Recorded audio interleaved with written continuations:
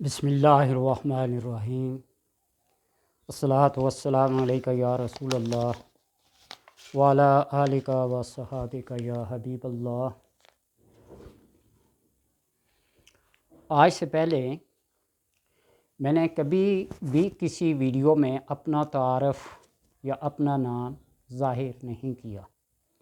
اکثر لوگ پوچھتے ہیں آپ کا نام کیا ہے، آپ کا سلسلہ کیا ہے۔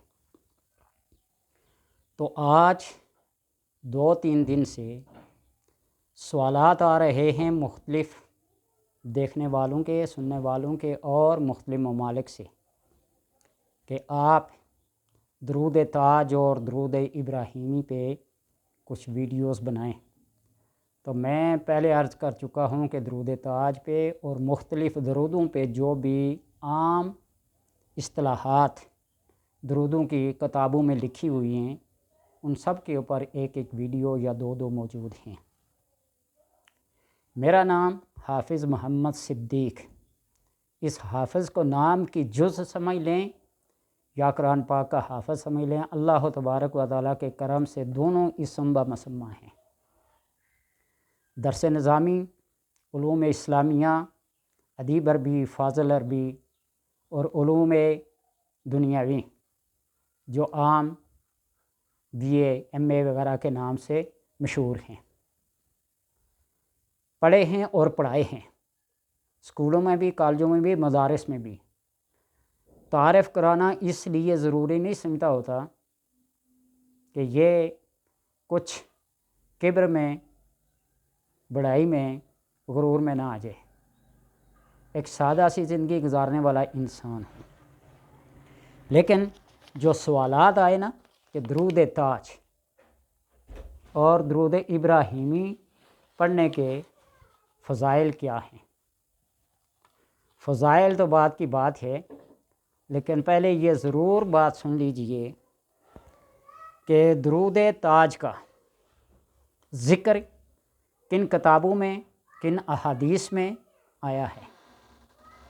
تو درود کوئی بھی ہو، اس کا ذکر الفاظ کے لحاظ سے قرآن میں نہیں ہے۔ اتنا ہے، ان اللہ و ملائکتہ یصلون علی النبی یا ایھا الذین آمنوا صلوا علیہ وسلموا تسلیما۔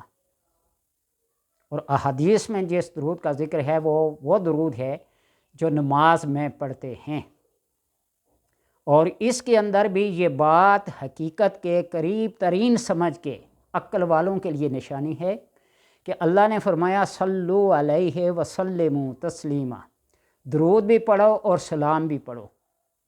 اور درود ابراہیمی کے قائل اور اس کے فوائد بیان کرنے والے بڑے بڑے محققین یہ ثابت کر دیں کہ اس کے اندر سلام کا لفظ ہے۔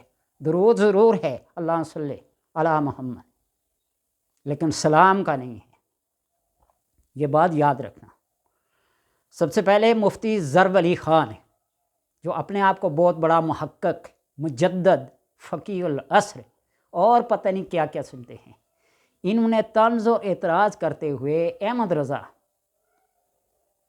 رضی اللہ تعالیٰ عنہ، رحمۃ اللہ تعالیٰ عنہ، نور اللہ مرکزہ، ان کے اوپر بڑا طنز کیا ہے، بڑی تنقید کی ہے، اور ان کی کتاب الامن والولا کے اوپر بڑے اعتراضات کیے ہیں، اور انہوں نے یہ کہا ہے کہ یہ درود پڑھنا شرک ہے اور اس کے اندر شرکیہ الفاظ ہیں۔ یہ ویڈیو شاید لمبی ہو جائے، لیکن 3 4 6 قسطیں بھی اگر لگ گئی نا تو میں اپنے علم، اپنی عقل اور اپنی فہم کے مطابق ضرور آپ کو بتاؤں گا کہ یہ کیا چیز ہے۔ مسلک، مذہب تو اسلام ہے ہمارا، مسلک حنفی، مالکی، شافعی اور مالکی، 4 یہ ہیں۔ پھر مشرب آگے تک سے ہیں، چشتی، قادری، نقشبندی، سہروردی، اس سے پھر آگے شاخیں نکلتی جاتی ہیں۔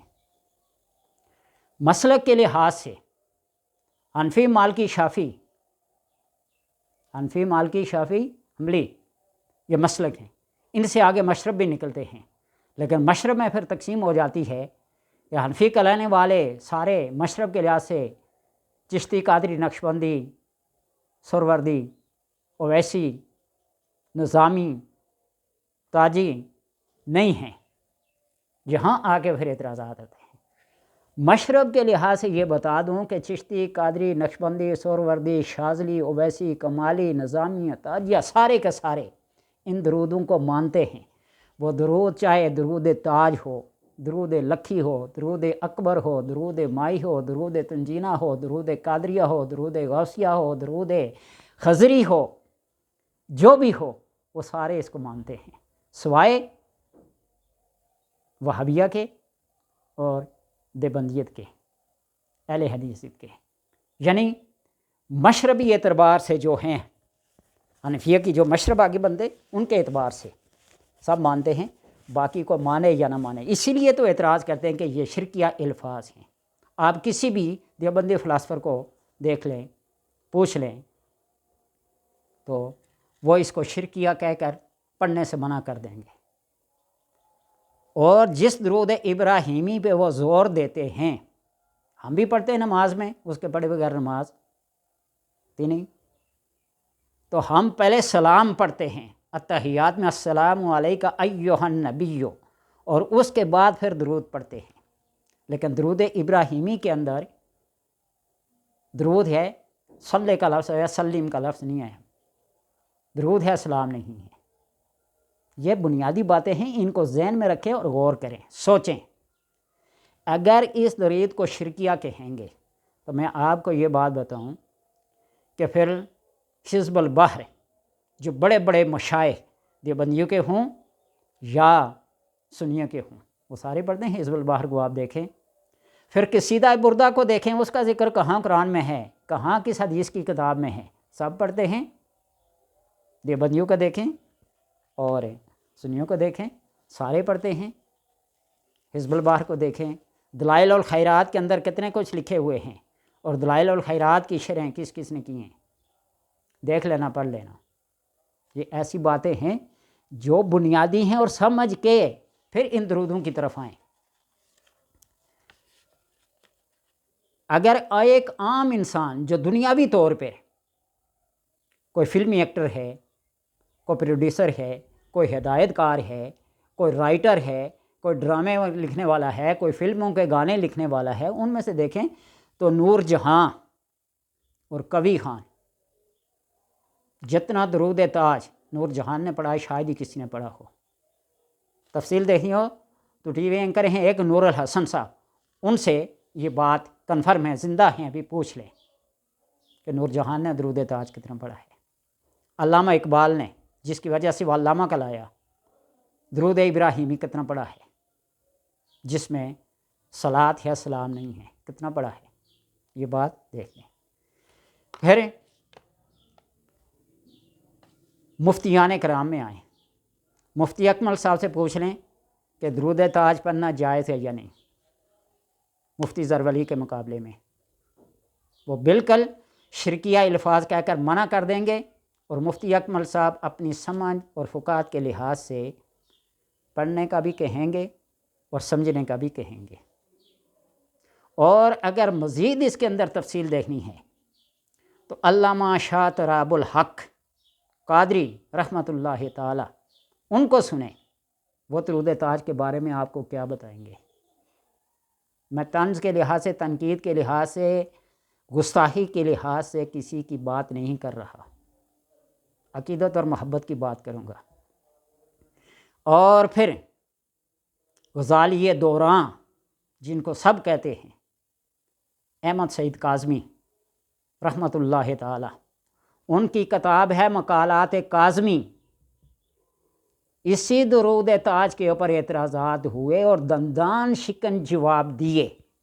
مقالات کاظمی پڑھ لیں، تفصیل میں نہیں جاتا، صرف نام بتا رہا، یہ بات ہے۔ اور پھر اپنے شاذلی سلسلے کے کسی بزرگ کو دیکھ لیں، قادری سلسلے کے کسی بزرگ کو دیکھ لیں، نقشبندی، چشتی، نظامیہ، اویسیہ، کمالیہ، جتنے بھی بزرگ ہیں ان سے اس کی تفصیل پوچھ لیں کہ درود تاج کے یا باقی درودوں کے پڑھنے کے کیا فضائل ہیں اور کیا ہیں۔ اور دوسری بات یہ ہے کہ درود کے اندر عالم ہونا، فاضل ہونا، فقیہ ہونا، مدرس ہونا، مقرر ہونا، خطیب ہونا، دانشور ہونا اور فلاسفر ہونا ضروری نہیں ہے۔ اس کے اندر مؤدب ہونا، محبوب اور محب ہونا اور عاشق ہونا یہ ضروری ہے۔ احمد رضا خان صاحب نے فرمایا نا عابد بھی تھا، زاہد بھی تھا، غضب کا بڑا چلاک بھی تھا۔ شیطان کے بارے میں کہہ رہے ہیں، عابد بھی تھا، زاہد بھی تھا، غضب کا بڑا چلاک بھی تھا، مختصر بتا رہا ہوں، مگر بے ادب تھا، گستاخ تھا، مارا گیا، رگڑا گیا۔ ان مسائل کے اندر مؤدب ہونا، عاشق ہونا، محبوب ہونا یا محب ہونا ضروری ہے۔ بس بات مختصر ہے۔ اگر یہ مسائل پوچھنے تو کسی عاشق سے، کسی محب سے، کسی مؤدب سے پوچھیں کہ نبی پر درود پڑھنا کیسا ہے۔ کسی نے پوچھا نا کہ تمہارا جو نبی ہے جس کے اوپر تم درود پڑھتے ہو، ہیں تو وہ اللہ کے رسول، لیکن اس رسول کی پہچان بھی، اس کی معرفت بھی ضروری ہے۔ مشرکین بھی کہتے تھے، یہودی بھی کہتے تھے، عیسائی بھی کہتے تھے یعرفونہ کما یعرفون ابناءہم، وہ اس نبی کو ایسے جانتے تھے جس طرح انسان اپنے بیٹوں کو جانتا ہے، لیکن اس جان پہچان کے باوجود بھی وہ تعلیمات جو لائے، وہ کتابیں جو لائے، وہ شریعت جو لائے، اس کا انکار کر بیٹھے۔ کیوں؟ سوچنے کی بات ہے۔ اور پھر اس بات کو یہ ذہن میں رکھیے کہ تعارف کیا ہے، تو تعارف کرانے والے نے اور تعارف کرنے والے نے کیا خوب الفاظ کا استعمال کیا۔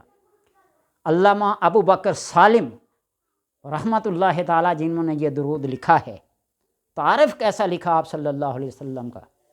اللہم صلی علی محمد وعلی آل محمد مولانا محمد صاحب التاج والمراج والبراق والعلم دافع البلاء والوباء والقحط والعلم۔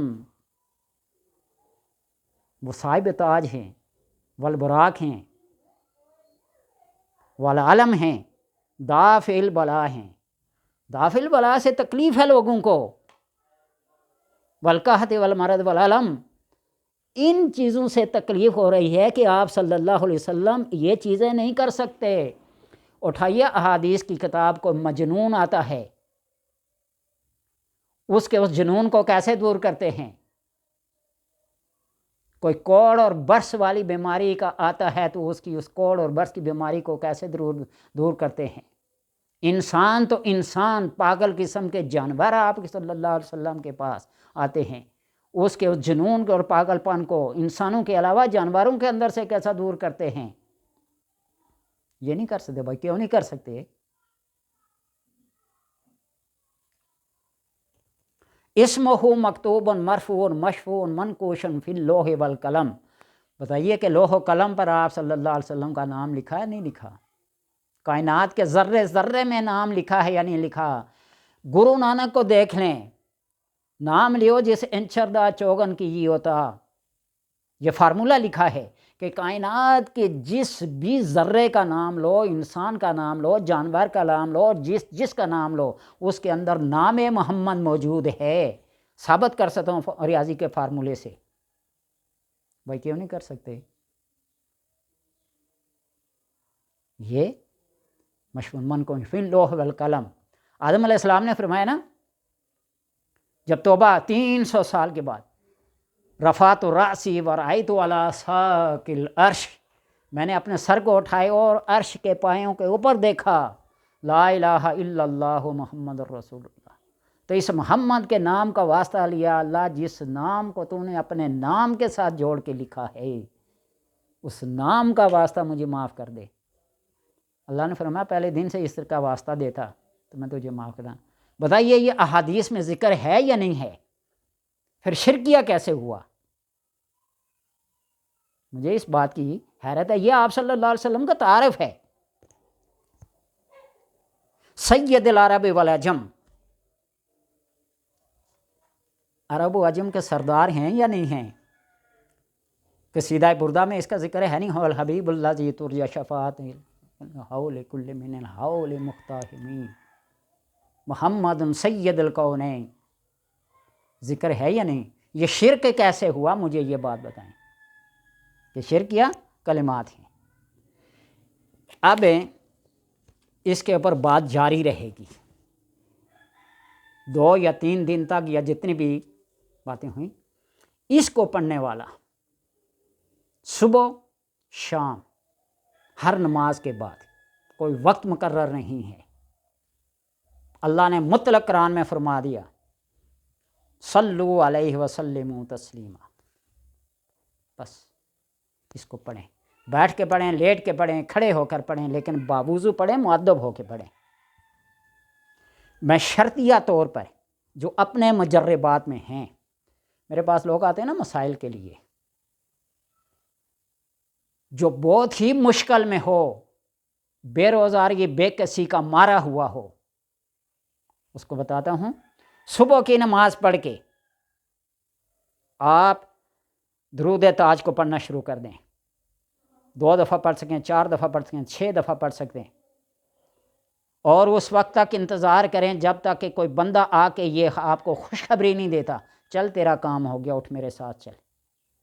1 دن، دوسرے دن، تیسرے دن لامحالہ طور پر اس وقت تک مصلی نہ چھوڑیں جب تک کوئی بندہ آپ کو آ کے لے نہ جائے، یا آپ کو فون، آج کل مختلف ہیں سہولتیں موجود ہیں، کہہ نہ دے، اس وقت تک آپ پڑھتے رہیں۔ ویسے 3 دفعہ پڑھیں، 4 دفعہ پڑھیں، 5 دفعہ پڑھیں، 100 دفعہ پڑھیں، اپنی فرصت کو دیکھ کر اس کو پڑھیں۔ مسائل حل نہ ہوئے تو یہ گریباں حاضر ہے۔ اللہ صلی علی محمد پڑھیں، اللہ صلی علی روح محمد فی الارواح، اللہم صلی علی جسد محمد فی الاجساد، اللہ صلی علی قبر محمد فی القبور۔ یہ بھی درود ہے۔ جتنے بھی لا علاج قسم کے مریض ہیں، یہ 3 جملے، اللہ صلی علی روح محمد فی الارواح، اللہ صلی علی جسد محمد فی الاجساد، اللہ صلی علی روح محمد فی الارواح، لکھ کر ان الفاظ کو پانی میں گھول کر پلائیں۔ مریض ٹھیک نہ ہوا پھر بھی حاضر ہے۔ کون سی بات کرتے ہو کہ نبی صلی اللہ علیہ وسلم پر درود وہ پڑھیں جو احادیث میں ہے۔ احادیث میں جو طریقہ سمجھایا گیا ہے، مختلف الفاظ ہیں، آپ کا اس پہ اتفاق نہیں ہے کہ کن الفاظ کے ساتھ پڑھا جائے۔ درود ابراہیمی جو ہم نماز میں پڑھتے ہیں، اب جنازے میں کچھ اور پڑھتے ہیں، نماز میں کچھ اور پڑھتے ہیں، ہے وہ درود ابراہیمی صلی علی محمد، اللہ صلی علی محمد، صلی آل محمد سے مراد کیا ہے، پہلے اس پہ آپ اتفاق کریں۔ صلی علی ابراہیم والا آل ابراہیم، آل ابراہیم سے کیا مراد ہے اور آل فرعون سے کیا مراد ہے، دونوں کے اندر فرق کرنا پڑے گا۔ عقیدت کی روح سے، محبت کی روح سے، نفرت کی روح سے، بدعقیدگی کی وجہ سے آپ پہلے اس کے اندر اختلاف ہے دور کریں، اس کے اندر اتفاق پیدا کریں۔ درود ابراہیم جو دیوبندیوں کے نزدیک بڑا پسندیدہ ہے، میں طنز کے طور پر نہیں کہہ رہا، تنقید کے طور پر نہیں کہہ رہا۔ آپ احادیث کے ان الفاظ کے اوپر اتفاق پیدا کریں، تطبیق پیدا کریں، کن کن الفاظ کے ساتھ وہاں ذکر ہے۔ التحیات کو پڑھیں، اس کے اندر الفاظ کے لحاظ سے اختلاف ہے۔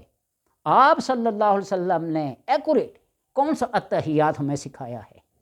عبداللہ ابن مسعود والا، عبداللہ ابن عمر والا، عبداللہ ابن عباس والا بتائیں۔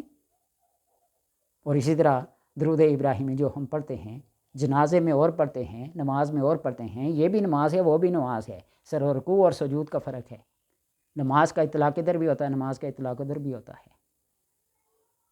آپ اس کو پڑھیں، یہ نہ دیکھیں کہ لکھا کس میں ہے۔ ابو بکر سالم یمن کے رہنے والے 75 سال عمر پائی، ان کے اوپر کسی نے کفر کا شرک کا فتویٰ نہیں لگایا۔ حزب البحر کو دیکھ لیں، دلائل الخیرات کے اندر جتنی بھی دعائیں لکھی ہوئی ہیں ان کو دیکھ لیں، یہ ساری قرآن میں ہیں، ساری احادیث میں ذکر ہیں۔ یہ کشف ہے، یہ الہام ہے۔ اللہ تبارک و تعالیٰ شہد کی مکھی کے اوپر کیا کرتا ہے؟ وحی کرتا ہے۔ اس وحی کا کیا مطلب ہے؟ حضرت موسیٰ علیہ السلام کی ماں کی طرف وحی کی، اس وحی کا کیا مطلب؟ کیا کسی عورت پہ وحی نازل ہوئی؟ کیا شہد کی مکھی پہ وحی نازل ہوئی؟ وہ ہمارے لیے حجت ہے؟ اس وحی کو ہم مطلب کہیں گے، غیر مطلب کہیں گے؟ جو نبی صلی اللہ علیہ وسلم پر، انبیاء پر، رسولوں پر وحی آتی ہیں، اس میں اور اس میں کیا فرق ہے؟ پہلے اس کے اندر اتفاق پیدا کریں۔ اور درود کا لفظ اللہ نے فرمایا نا، ان اللہ و ملائکتہ، بے شک اللہ اور اس کے فرشتے، یصلون علی النبی، درود پڑھتے ہیں نبی صلی اللہ علیہ وسلم پر۔ یا ایھا الذین آمنوا صلوا علیہ وسلموا تسلیما، ایمان والو تم بھی درود اور سلام پڑھو۔ فرشتے اور رب درود پڑھتا ہے، اور مومنین کو حکم دیا تم درود بھی پڑھو، سلام بھی پڑھو۔ وجہ کیا ہے؟ مقالات کاظمی پڑھ کے دیکھ لینا، دودھ کا دودھ پانی کا پانی ہو جائے گا۔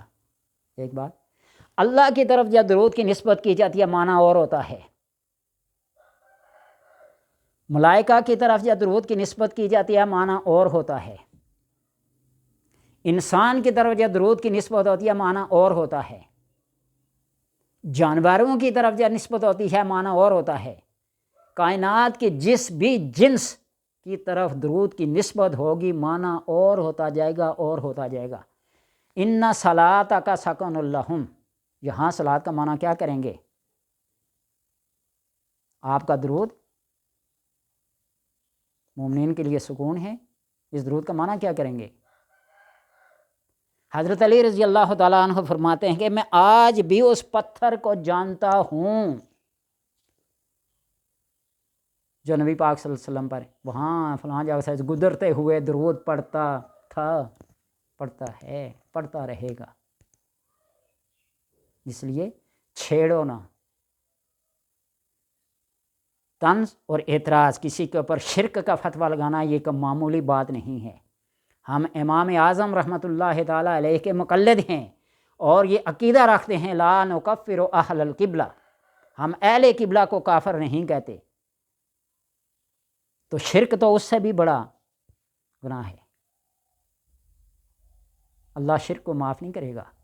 تو یہ جو ذرا سی بات شرک شرک شرک شرک شرکیاں ہیں، کیا نبی پہ درود پڑھنا چھوڑ دیں تمہارے شرک کی وجہ سے؟ علامہ اشرف سیالوی صاحب رحمۃ اللہ تعالیٰ ہمارے اس پنڈی میں ایک دفعہ بہت عرصہ پہلے تقریر کرنے کے لیے، واز کرنے کے لیے تشریف لائے نا، تو ایک آدمی نے چٹ لکھ کے دی،